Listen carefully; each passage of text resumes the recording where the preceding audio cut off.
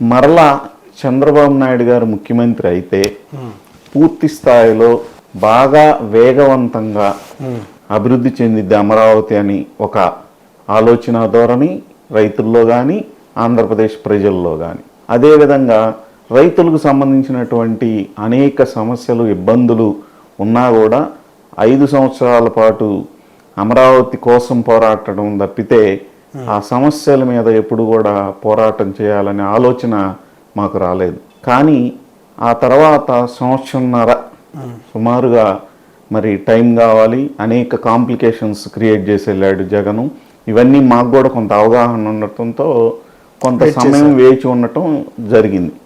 ఆ తర్వాత సమయం ఇంకా ఎక్కువైపోతుందని ఆందోళనలో కొంతమంది రైతులు, మరీ ముఖ్యంగా మహిళలు ఆందోళన చెందటం చాలా సహజమైన పరిణామం. ఈ పరిణామ క్రమంలో కొంతమంది రైతులు వ్యక్తం చేసినటువంటి అభిప్రాయాల మేరకు, అదేవిధంగా గ్రౌండ్ రిపోర్ట్ని ప్రభుత్వం కానివ్వండి, అందరూ ప్రభుత్వంలో పెద్దలు కానీ అందరూ తీసుకొని పరిస్థితులు కొంత గ్యాప్ వస్తున్నట్టు ఉందని గమనించి ముఖ్యమంత్రి గారు ఇక్కడున్న రైతులందరినీ పిలిచి సమావేశం ఏర్పాటు చేయటం జరిగింది. ఈ సమావేశంలో ఫస్ట్గా రైతుల యొక్క సమస్యలు, వాటి కోసం 3 మెన్ కమిటీ వేసాం.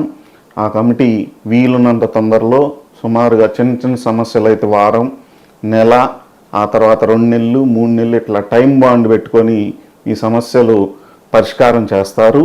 దీనికి పెంసాని చంద్రశేఖర్ గారు, నారాయణ గారు, మా స్థానిక శాసనసభ్యులు తెనాలి శ్రావణ్ కుమార్ గారు ముగ్గురిని మరి 3 మెన్ కమిటీగా ఏర్పాటు చేసి వారి ద్వారా ఈ సమస్యలన్నింటినీ పరిష్కార మార్గం కనుగొనటకు ఒక కమిటీ ఏర్పాటు చేశాము.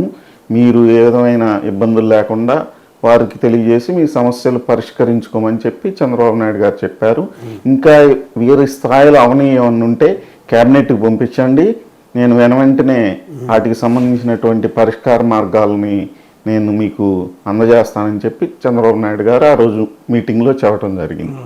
అదేవిధంగా ఆ రోజు మీటింగ్లో ఏం చెప్పారంటే చంద్రబాబు నాయుడు గారు,